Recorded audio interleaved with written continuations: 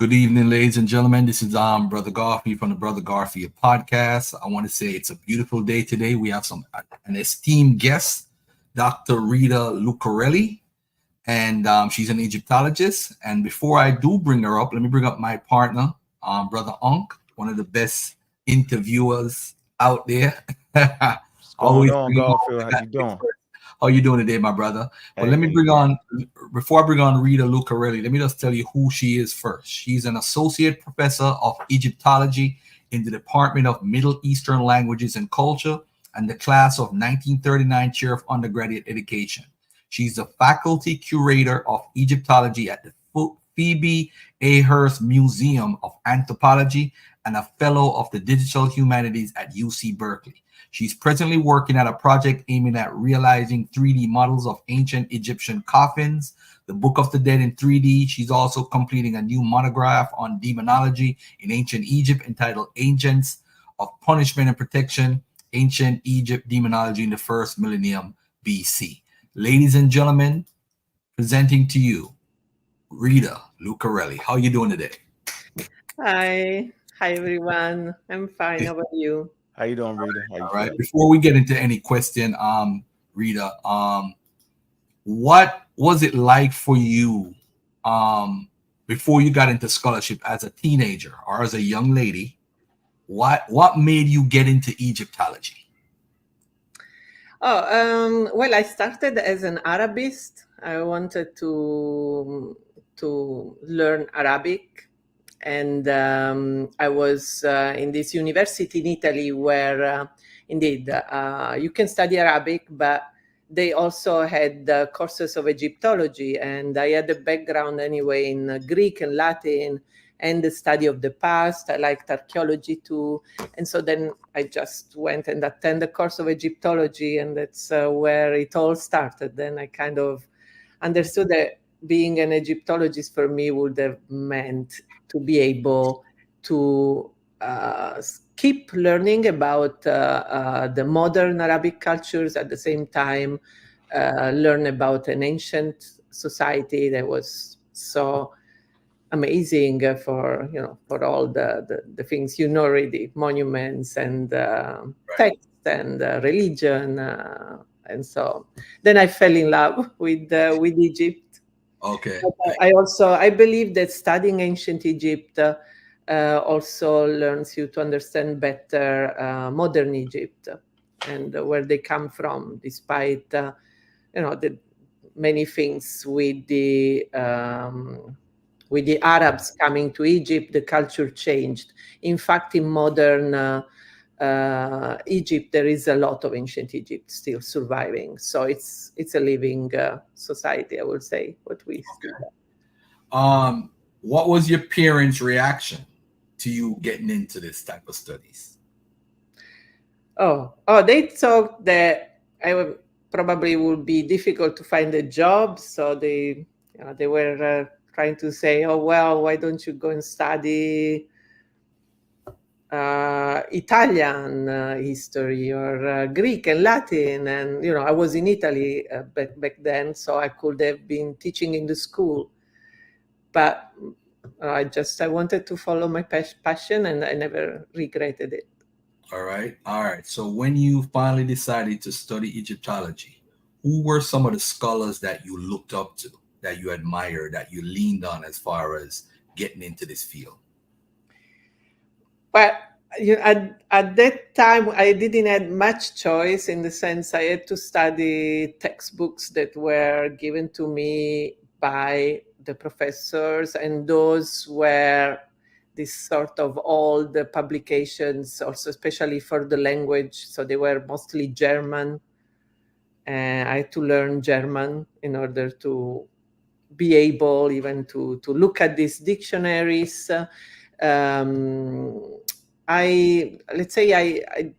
did not create my own opinion about which Egyptologies to follow until probably I took my BA. And so when I started my PhD studies in the Netherlands, that's when I kind of started to learn more about Egyptology and different kind of Egyptologies.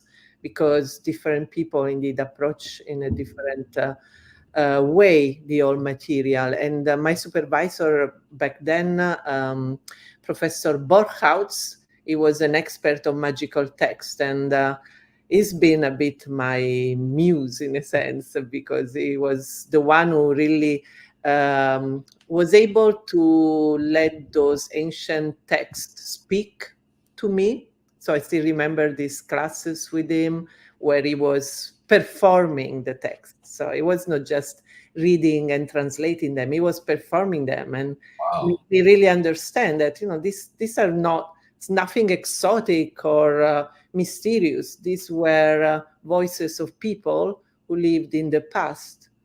And so I was even more fascinated to try to understand them, right? And so that's what I've been trying to do. And these are the kind of Egyptologists I follow. So not just looking at Egypt as a land of queens and pharaoh, but a land of people. So how did these people been thinking about the world, and what did they find being right or wrong? How did they react to that, and what can we learn from it, right? So that's what I try to always do with my students, make those texts alive. Not only text, images, monuments, statues, whatever we have that we can use to understand them.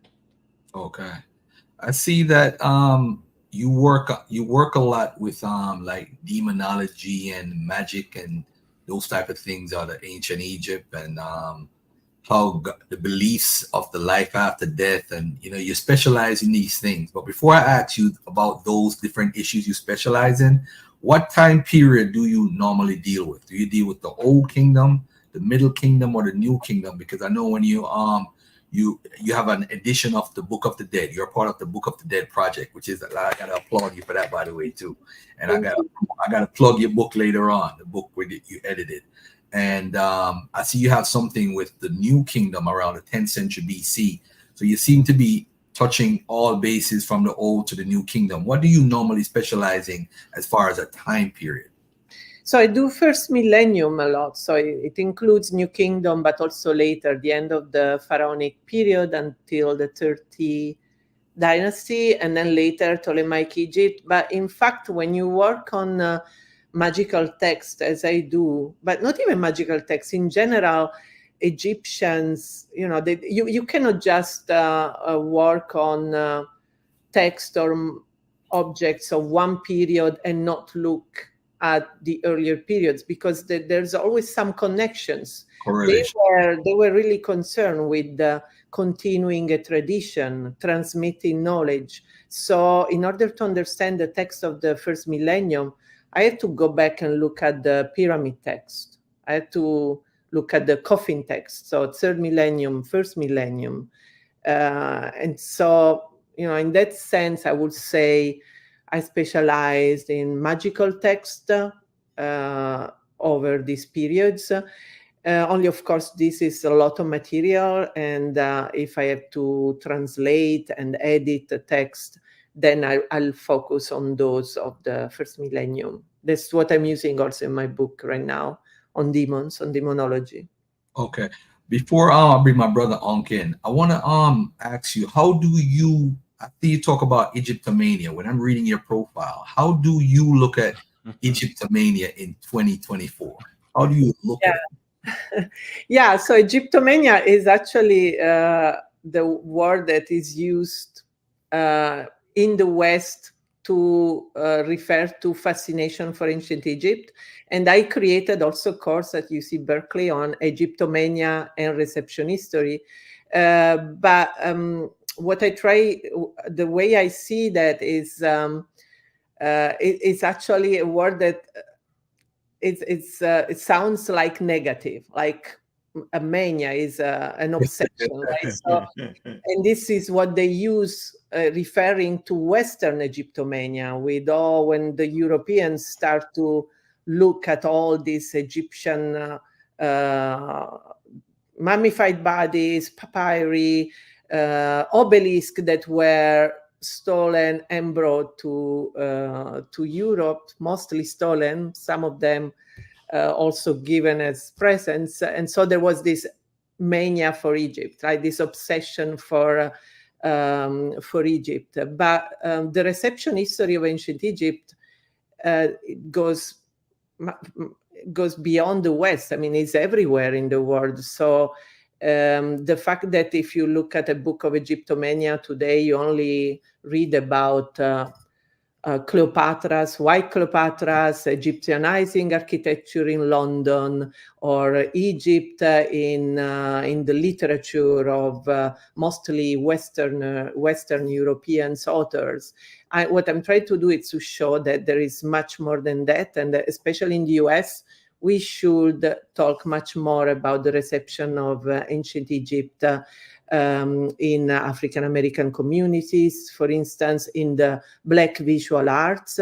So that what I was trying to do at UC Berkeley is indeed look at local artists, musicians, how they feel about Egypt, what kind of inspiration is for them, and also authors. So there's so much. So I've been working a bit with some Afrofuturists, organized a little conference, and I met really amazing artists. By the way, actually, I have this T-shirt which is of a Californian artist and friend who unfortunately passed away too soon last year. His name is anyway Doran Dada, and I invite everybody to look at his website and at his work, which is amazing. He did some murals here in Berkeley, and the family is still running his shop, and is one of those brilliant minds who really help to make Egypt being still a source of inspiration for many people who also feel, of course, connected, because those are ancestors, right? Those are Africans, and it's just great. What, as a European, Italian, when I first came to California, I wasn't aware that there was so much Egypt everywhere in the streets, even outside university, on stands in the street, and you see ankh and amulets being sold, and then in hip hop music, jazz, there's so much Egypt. Writers, I could go on and on. It's really a source of inspiration. So that when you talk about reception history or Egyptomania, we should consider those phenomena too, right? So that's what I'm trying to do in my work on Egyptomania, like expand, since there is all this talk about decolonizing the discipline. I say, okay, well, this is a way, right? Just look at much more than Europe and the West. Right. When you study the texts, because this is what was fascinating when I decided to email you. I was looking at how you look at the magic text, the demonology, spells, those different things. It's fascinating studying them. Would it be difficult for someone to literally practice what the ancient Egyptians did? Could you see that in 2024, someone actually doing what the ancient Egyptians did, as far as the time periods, like even the Old Kingdom, Middle Kingdom, or New Kingdom?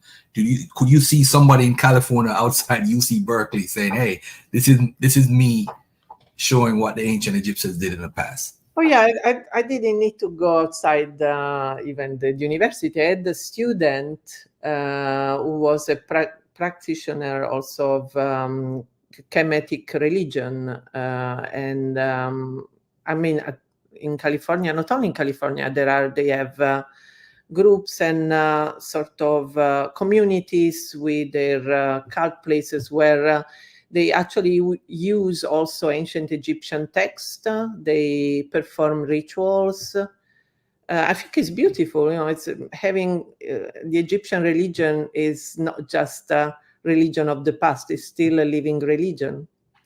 That what makes it. I think it's a proof of the beauty and the actuality, modernity of the religion, of what they consider to be done according to math. So the concept of order, justice. May I got you. I mean, math is a principle that is still so important, right, in today's communities and social justice movements. So yeah, and there's the whole so-called Afrocentrism, Afrocentric scholars. I don't like to use that term much, but let's say how it is called. But they use the ancient Egyptian religion still a lot, right, in their work. So Okay. that's great. All right. All right. Let me back up for a little bit. Let me get Brother Onken. And it's your turn, my brother. I'd just like to hear a little bit more why you don't like to use that term. Was that a self-imposed term, Afrocentric, or did they actually come up? Did the African Americans come up with that term? Just curious. Well, I think Afrocentricity is much better. So I was reading about Sheikh Anta Diop and Obenga, others. It makes more sense because all the ism, Afrocentric, it sounds almost a bit negative, like if it's even almost not scientific, right? Okay. And so it's the same when you say Eurocentrism. It's negative. Like it means to put something in the center. But in fact, we have many centers, right? So according to also these new anthropological theories of perspectivism, looking at more perspectives, and that doesn't mean that any perspective is wrong or right. It's from where you see the world, right? So I like much more to speak about Afrocentricity, considering like the study of African societies and their importance in the history of the world, and Egypt being part of that, of course, because Egypt is in Africa, although there have been too many attempts to take it out of Africa and making it look like almost Western civilization, but Egypt is African. So there are at the moment many efforts to bring back Egypt to Africa, also in departments. If you think still that Egyptology is always in departments of ancient Near Eastern studies, of Middle Eastern studies, and even at my university, UC Berkeley, we are in the same building with African American studies, but we are not connected. It's like we are really two different things. And I really talk like this should go together, right? And including the Nubian studies, so the study of Nubia and Sudan, why this should be disconnected, like modern Sudan from ancient Sudan, right? So Nubia and Sudan. So, but things are changing, and so, for instance, also in my department, and now there is this need to think in a new perspective, what we call like global South. So, if you're studying the Middle East, how the Middle East relates to Africa, to, for instance, the whole history of Black Arabs, and how you connect that to the global South, to the idea of all what is the South of the world, which I think that's something that is really is going to be a new frontier of our studies. And I see students being very interested to go in that direction, which has to do a lot with geography. So really, geography is really important, the thinking about space and places in the space and where they are, and so how this influence even the way people have been thinking about themselves and the world. Absolutely. So that takes me to an interesting question about anthropology. And I see that you're a curator at the Egyptology, Hertz Museum of Anthropology. Okay. And so early field of anthropology was colonial anthropology. Egyptology was absolutely practiced scientific racism and promoted it and used it as a tool against indigenous people. So that field started off rough with racist terminology. For instance, Rosner referred to the Nubians as Negroes or Black. So how far has the field came from that racist perspective dominated by men, European men, and the use of racialized terms to today? You kind of touched on it a little bit in your answer just now. Could you kind of elaborate on that? Yeah, so definitely we don't use that terminology anymore. There has been a great effort still there is to really refresh our terminology and to open up a perspective of what was by tradition a colonial discipline to a different frame of understanding. And indeed, anthropology is really important because it gives us the theory, right? To give us theories to work on historical remains, on text, and so on. And I particularly like those new trends of Amazonian and South American anthropologists who talk about perspectivism. So indeed, having different perspectives, and so thinking that not only in my that's especially relevant for my work on demons, demonology. So not only human beings, but also other kind of living beings, even animals, have their own perspectives. And so, for instance, an example could be the fact that humans are afraid of wild animals, and so they consider them as prey. So the animal is the prey from their own perspective. They have to kill the dangerous animals. But in the eyes of a leopard, the human is a prey, right? So we should look also at the perspective of the leopard. This is one of the examples that one of those anthropologists, Descola, used in his work. But that would be maybe for another talk. Okay. Also, the idea of word making, so making different words, that is a philosophical concept by this philosopher Goodman, is now being used also in anthropology and archaeology. So being aware that there are different ways to think about the world and to make the words. And so when we look at remains from the past, we should not present just one vision or one interpretation, but being able to present different interpretations and even, accept different interpretations, because we don't know the ultimate truth. We can do just our best to interpret the past, right? But in the end, our interpretation, it's never going to be like, okay, this was the real past. Probably this was a potential past. Absolutely. It's probably how it could have been, right? But how to have the ultimate answers, it's today there are so many claims about anything, right? But in fact, maybe we should think that more than one claim may have been right at different periods in different areas, and there's not just one ultimate truth. I don't know. I hope I don't sound too esoteric with this. No, because science always speaks in approximate, so I understand that. So you spoke of Theophile Banger, Shikanti Diop's, and you started to talk about bringing Egypt into its African perspective.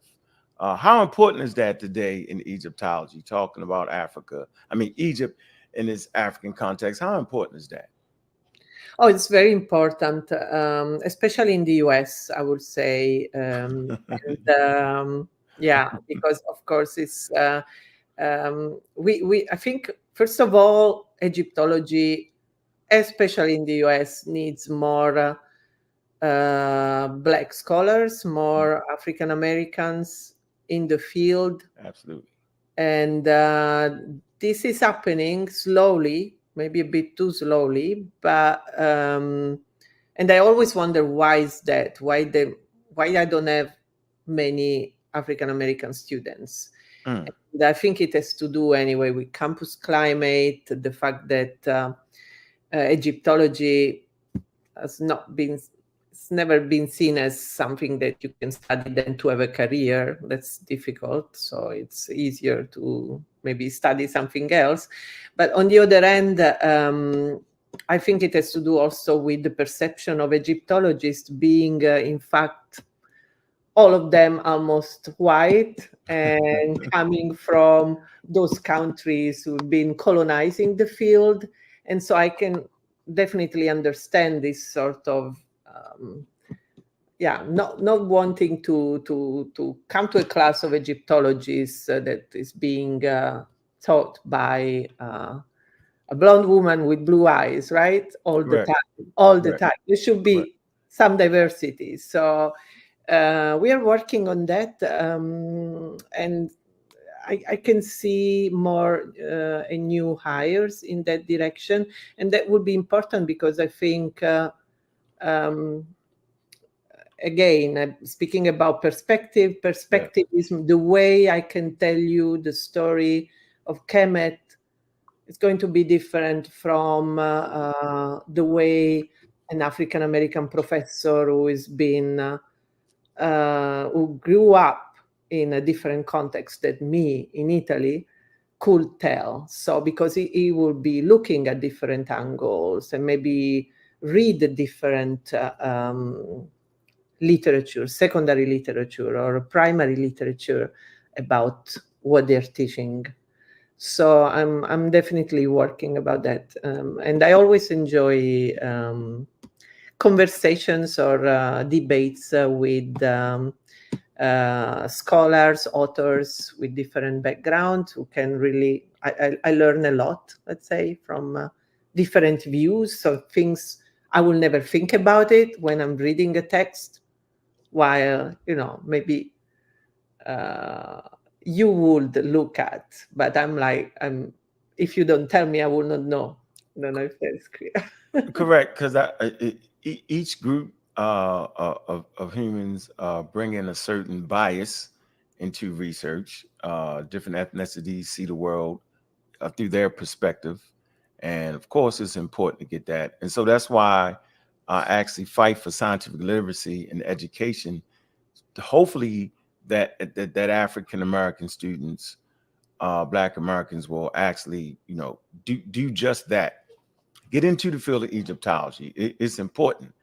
For me, it's so important for you to see people that look like you in these fields so that you can begin to trust the field enough where you can actually see what the data is presenting. I don't actually think that the data is right because of the color of your skin. I think the data should be looked at for the data. What does the data say? But it's definitely important for African Americans to see men and women in the field, particularly women, because we talked about how the field of Egyptology in the beginning was just European white men and their perspective. So it's good to see, Rita, that you as a woman is actually in the field and you have this great perspective. I appreciate that. The community will be helped greatly from your perspective. Appreciate that. Thank you. And I should just mention and shout out to my dear colleague and friend Solange Ashby. Absolutely. I don't you're familiar. She's absolutely a professor, at UCLA, and she's one of the voices really we need. Her works on Egyptian women and queens in Nubia as well is really important, and I'm so glad she's now in California. So because we are in the same University of California system. But that there should be more Solanges. We need more Solanges. Let's say that. I totally agree with you on that, and it's important to even the playing field when studying African culture in African cultural context. It's just important for these multiple voices to be heard. So I totally agree with you. Now I want you to go back and kind of explain. I don't want to say the word wrong. Afro. How did you say that word? Afro. 1 second. What's the word? Garfield. What was that? 1 second. 1 minute here. Afrofuturism. Yeah, Afrofuturism. I know you talked Pay about the attention. art and stuff. Pay Yeah, attention. Afrofuturism. I didn't want to butcher that word. That's an interesting word. I know you was talking about the art. That and that you kind of meshed that with the demons and the, you know, I suggest everybody go to your playlist, right? You have a very interesting playlist there. What are you trying to capture with this Afrofuturism? What is the essence of what you're trying to capture with this? Well, for me, I'm just so I like a lot jazz, jazz music, and also, you know, kind of experimental jazz from the 70s, and I started to listen to Sun Ra. I don't know if you're familiar with Sun Ra and the orchestra. So Sun Ra passed away in the 70s. His orchestra is still active. Maestro Marsha Allen from the orchestra is like, he celebrated his 100th birthday, so he's still active. And they tour a lot also on the East Coast. They were lately in San Francisco. But anyway, their music has been labeled as Sunrise being labeled as a pioneer of Afrofuturism. And since I was working a lot of reception history of ancient Egypt, how ancient Egypt is a source of inspiration in Black visual arts and in music. So I've been helping also this exhibition of music, ancient Egypt and music from the African diaspora in the Netherlands, in Leiden, that was on show last year. So looking at Sun Ra, the name also inspired to the sun god of ancient Egypt, I started to read about Afrofuturism, and I got in touch with some authors and artists who been defined as Afrofuturists or work on that, especially Yetasha Womack from Chicago, who wrote a book on Afrofuturism. And so the term Afrofuturism is also debated because it's been coined by a critic, a literature critic, Mark Derry, who actually is not an African American man. He's a white man who was looking at those African American productions in music and art. And so he started to talk about how there were these ideas of a Black futures inspired many artists.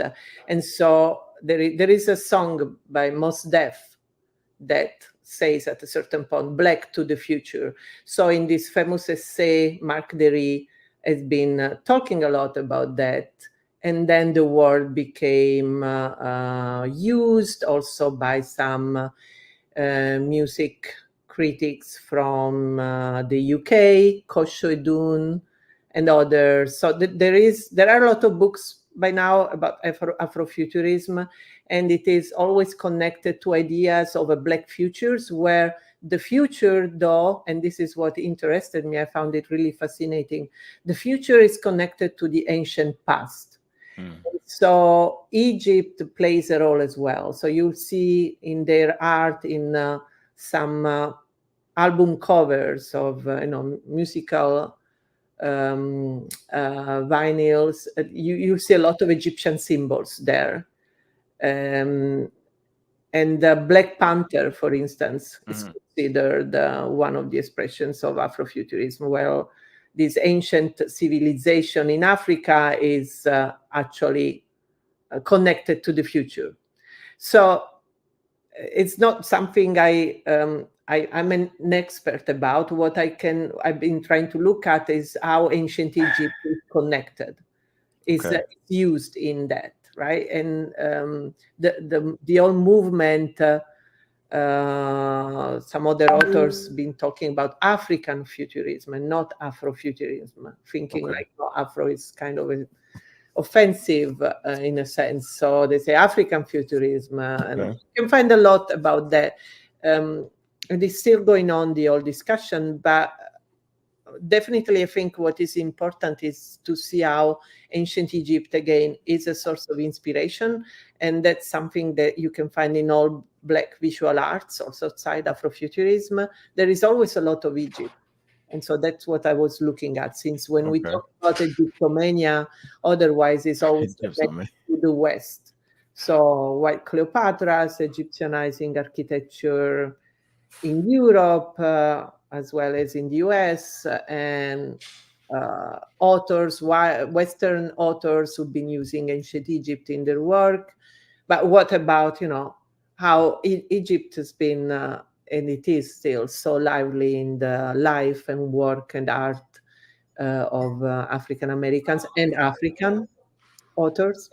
Absolutely, that's interesting. So I would like, I know you teach a course in Egyptology and interdisciplinary studies at San Quentin. Am I saying that right? Yeah. That's admirable, going to the prison system and teach this. That's very admirable. And so how important, two parts to it. How important is interdisciplinary studies for Egypt? So sometimes people will just take one item. Well, I read the glyphs, and this is the answer. And how important is adding other disciplinary studies to actually reach your conclusions when you're dealing with Egyptology? Okay, so I think I would separate the two. So interdisciplinary, so taking other fields in your fields in order to also work together. It's something that I do also at university, in the sense that, okay, in order to understand the ancient Egyptian religion, I think it's useful to compare with other religions. So in talking with scholars of religious studies, for instance, or in order to share all what I'm studying and making it accessible to people, I use technology. And so I use methods of what we call digital humanities, 3D visualization, VR, reconstructions, and so on. So this is the interdisciplinary word, anthropology, right? Using anthropology in my work. What I do at San Quentin State Prison, and by the way, now it's not a prison anymore, it's called the Rehabilitation Center, because they changed the name. The California world is really trying to make it as a sort of progressive space of rehabilitation. And there are many educational programs, including the one for which I work, Mount Tamalpais College, which is a higher education program. And for me, it's my way to give back to society, and to bring Egyptology in communities where otherwise there would be anything.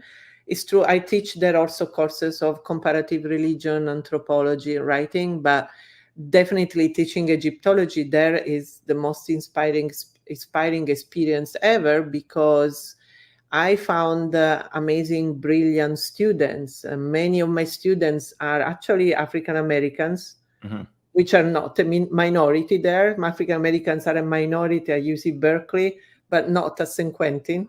Interesting. And, so, and many of them are artists, and they use Egypt in their art. And so they were also inspired by my course, because they could have more material for their art. So all that has been really enriching for me. Talking again about different perspectives. Many of my students at San Quentin are Muslims or Christians. They're anyway very religious, so they know the Bible very well. they start to learn about ancient Egypt from the Bible. Yes. So even discussing what is Egypt in the Bible and what we learn about Egypt from archaeology or from translating the Egyptian text. And so what about these narratives? Can we say that all what the Bible says is the truth, or shall we questioning it, right? That's very challenging to do with believers, right? So it's been an interesting, challenging experience, but that I'm continuing, and I really do believe in the function of higher education in general, in prison, and really return citizens, those that are able to get out. They should have then the chance to continue their education. So with this higher education program, you can actually, when you get out from prison, you can actually enroll in UC Berkeley or another university. So that's interesting. You said it's hard to get across when you talking to believers, when you read talking about Egypt. Yeah, because I think those early explorers that they went into Egypt and found that Egypt was actually older than their religion itself, and that definitely caused a problem. Yeah, but even I don't know if you know that in my course of Egyptomania, indeed, I showed the students how in Europe around 500, it's like and then later 600, so during also the Renaissance, they were creating these fake monuments with fake hieroglyphs, and they were translating these hieroglyphs according to their Christian mentality. So saying that those were the words of the Christian God. So it's kind of sounds almost funny today, right? They were like really making up the whole story about hieroglyphs and how they should be read as a symbols, right? So, you know what? We just had a conversation on the platform about that. It was a young lady came on and talked about how the hieroglyphs was actually the Egyptians was the Hebrews. And the Hebrews come from being Egyptians, and that the writing that was on the walls was coming from the Hebrew God. I was like, that's no. And it's funny that you actually bring that up.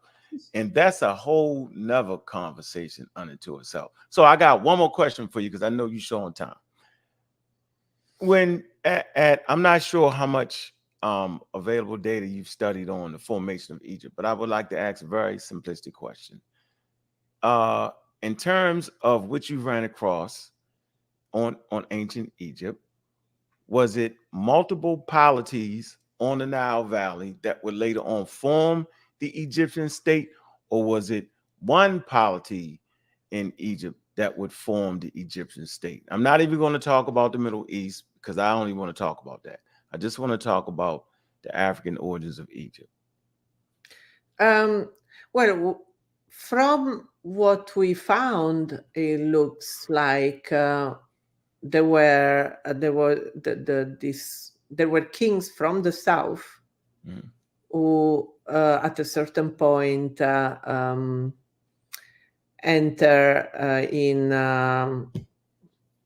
a fight, in relationship and fights with the kings from the north. And so first there were two states, and then they were unified in one state. And so I don't know if you know this famous object, the Narmer palette. So that's used to try to see this legendary king as the unifier.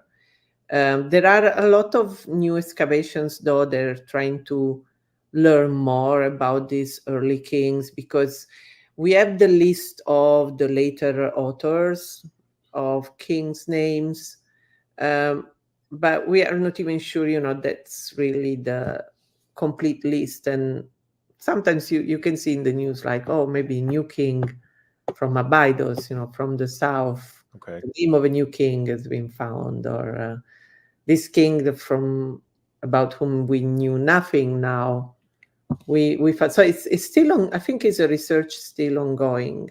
That's going to research. Okay. So when you saying the South, do you mean South in Khartoum or South in Egypt? What do you mean? that's generally the sites that have been mostly excavated and explored are in the south of Egypt. So yeah, Abydos, Got you. that area south of Luxor. Okay.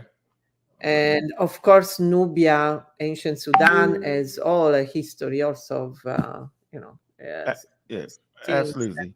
Yeah, they since prehistory. So that's Yeah. they So were developing at the same time. And absolutely.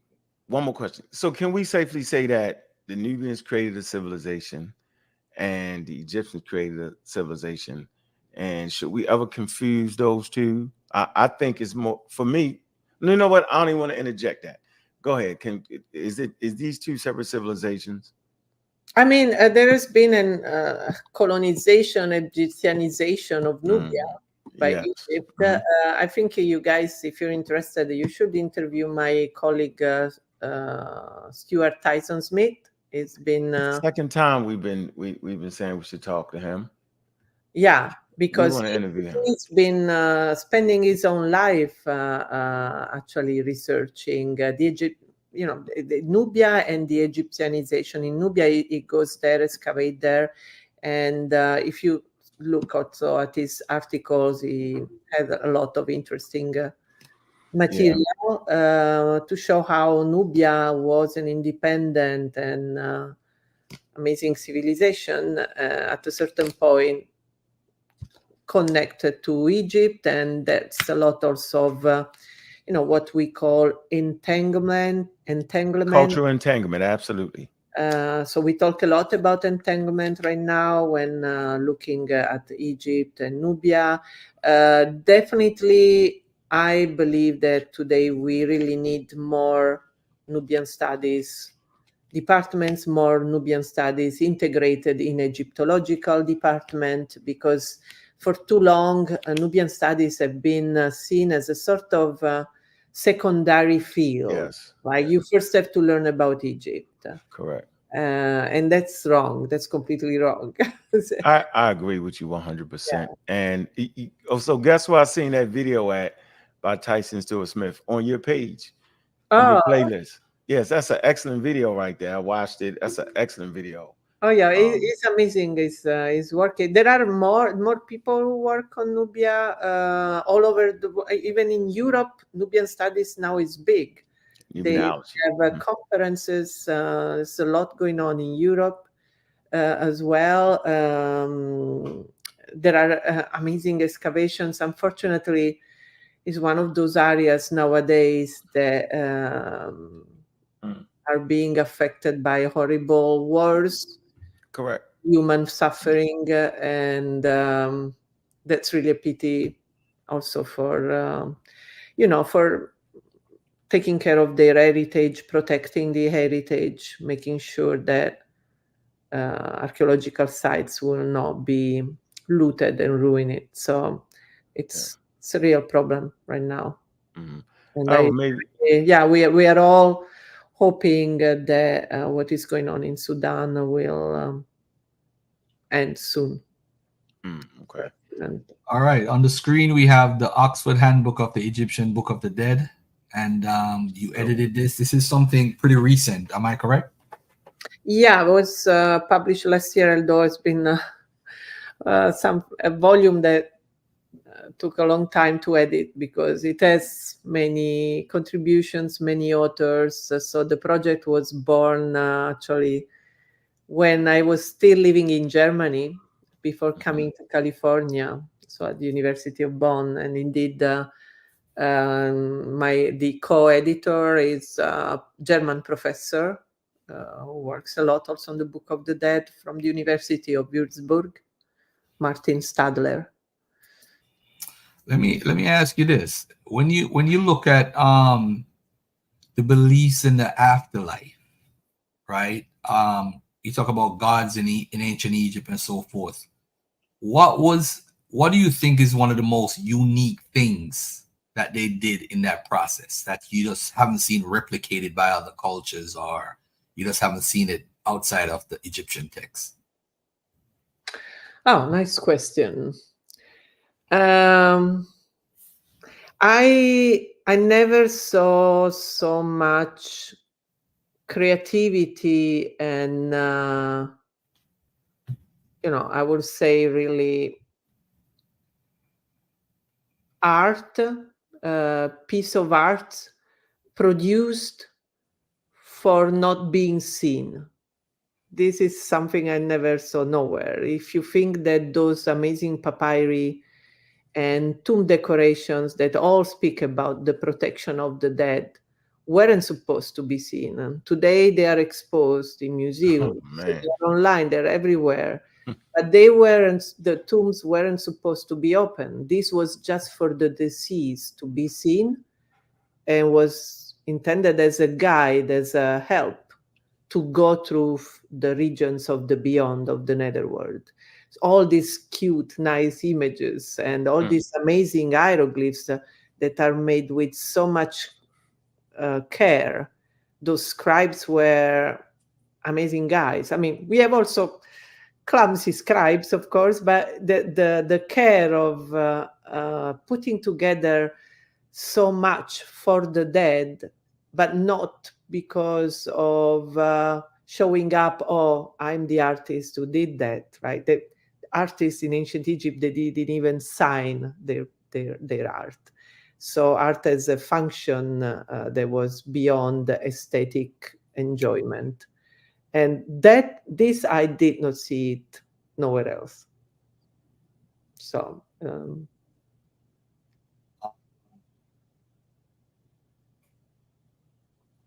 what about the demonology? You talked sorry, about. I could not hear you. Okay. What about demonology? You talk about that a lot. What is so significant about demonology within the paradigm of the ancient Egyptian culture? Yeah, so currently I'm finishing my book on ancient Egyptian demonology, but I wrote also a lot of articles. It's been one of my favorite topics since years now, and I'm fascinated from the fact that beside having many gods, all represented, personified in animals and trees and even sometimes objects. Definitely, when you start to read those magical texts, you realize that they were also believing in spirits of the dead, in ghosts, or in sort of what I call now agents, like some supernatural powers who are not gods, though. They are not gods, are worshipped. They have temples on earth, right? They appear in myths. Those are presence that are not worshipped, but they interact with humans. They are called, they're summoned up by magicians. They are feared. And in many cases, they are seen as depending from the gods. So an angry god can send you some demons on earth to punish you. So the plague was a demon, right? Okay. So this demonization of illness. And I thought this is so actual. This is actually what is believed also in many other societies, ancient and moderns. But Egyptologists for too long have been only focusing on main gods, Osiris, Ra, Hathor, Anubis, and so on. And I thought, like, we need someone to write about those demons. And I use this word, demon in English sounds negative, sounds like the devil, sounds like the bad guys. But actually, the English demon comes from the ancient Greek daimon. And the daimon, even in ancient Greece, was a spirit. It could be also a personal spirit, a presence connected to you spiritually, and not necessarily bad. And so in my book, I talk a lot about how we have benevolent and malevolent demons. The benevolent ones are guardians, are protectors, and they look scary, but because they have to scare the bad guys. And so there is this, this is used in many magical traditions. If you want to ward off the bad stuff, the danger, the scary one, you have to be scary too, right? Oh man, like a horror movie. I can't. Right. So they have knives. These guardians have knives, or they hold snakes. Apart from the fact, I really like the aesthetics of these figures. It's just I love these kind of figures. So they look scary, but they are good. They are protecting their space. They're protecting the deceased. They're protecting the mummified body. That's why they appear on the coffins. They are encounters of the dead. When he starts to travel in the netherworld, he meet them. He has to know the name. He has to know how to talk to them. So that's why you have the magical spells. And so, yeah, that's what I'm writing about, and I have a lot of fun writing about those. I think they're great, and great figures, great powerful text related to those demons. But again, demons are not all bad. Many of them are actually good guys, and that's connected to also spirits of the dead, and the idea of the ancient Egyptians that basically once you arrive at the final judgment, if you recite this negative confession, so you say, I did not commit any sin, and that's also very actual, then you will be beatified, you will become a god yourself. But if you didn't, or if you had no chance to do that, so if your tomb was destroyed, you could end up in a sort of Egyptian hell. It's a place of punishment, and we see those represented, those damned dead called the Mutu. They are tied up. They can be drawn in those bodies of water, and you have those scary goddesses that are taking care of that. So these are all those scenes in tombs that I also work on. Okay. On the screen, I have your book, another book you edited, Ancient Egypt, New Technology, the Present and Future of Computer Visualization, Virtual Reality, and Other Digital Humanities in Egyptology. It seems like you're moving 2020, 2025 or 2026 and beyond. You're moving to a new age of trying to have all these documents on 3D and all that stuff, so people could have visualize it in a modern day type of way. Did you enjoy doing this, and where do you see this going, and will this help us to understand ancient Egyptian culture better? Oh yeah, well, it's really the digital revolution, right? I talk like, why Egyptologists have to be always so ancient, so conservative, that we should open up to the new technology and share widely, because even those Egyptological books that you can find in the library, they're not really accessible to everyone. I mean, a lot of people cannot go to the library, or definitely they cannot buy those books because they're super expensive. And so digitizing is a way to make everything accessible, because all those monuments, all those texts, they do not belong to us. They do not belong to the museums where we work. They're an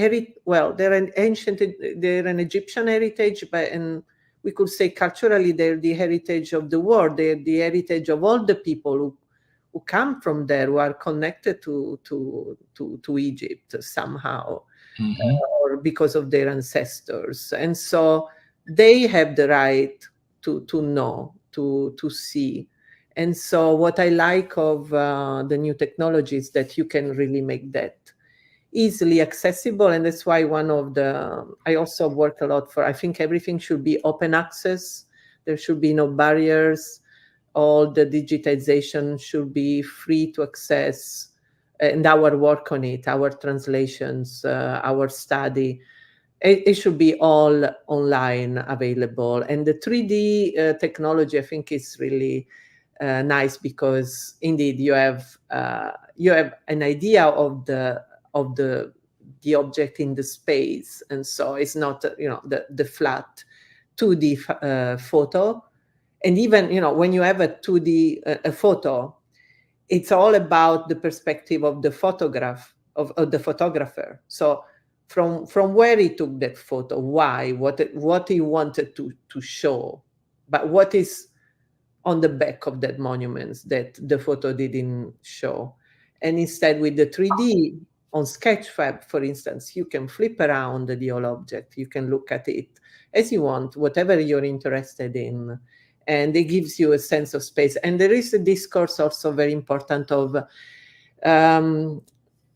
kind of heritage preservation through digitization, because many of these monuments are in places where maybe one time they will get lost, they will not be there anymore. I'm talking also of monuments outside Egypt. Mm-hmm. And so by digitizing, at least you create a record that will be there forever in case that monument will be lost. And as well as you can use also this technology as a protest, considering that Egypt is claiming to have back a lot of items that are still in Europe, in the US. Mm-hmm. Yeah, and then the new debate is like, well, you could get the 3D print of this, give us the original, right? Mm. Or there was some artists in Germany have been creating a 3D print of the bust of Nefertiti, Queen Nefertiti, and they brought it back to Egypt and they buried in the sand. That was an act, and they filmed the whole thing. There was an act of protest to say, this is where Nefertiti belongs. So you can do so much with the new technology. And besides 3D now, virtual reality, augmented reality, I use it a lot in my classes. You can have virtual tours in virtual space. And then there is the new frontier of AI, artificial intelligence, where we still don't know where we will end up with that. But definitely, I think the most positive thing of that is that you really open up to sharing, accessing everything to everyone. We are working a lot also now for making those digital works accessible also for people who are impaired or have some difficulties normally to even watch a video, but there are new technologies even for that. So I think that's great. It's the good side of it, of technology, and I'm glad to say that especially in California, there is a really great movement of Black tech, and they're really doing so much for making possible this new future, where it becomes almost a philosophy, thinking in terms of a virtual world that is actually helping us to understand the real world better. Okay. Hey, I want to say, do you have a last question or anything? No, it sounded like when we went back to the demon part of it, sounded like the Egyptians was very religious and spooked out. Hey, Rita Lucarelli, I want to say thank you for taking out the time, and it was a pleasure. It was a pleasure having you on. You did a great job. You taught us a lot about this demonology stuff. And hey, shout out for keeping the ancient Egyptians alive, man. Now they're having in 3D and visual, new technology. Hey, they're doing the thing. I want to thank you. I want to thank you for having this show, this YouTube channel, and your work is very important to educate and share information with the larger communities. We need more people like you. So thank you. Thank you.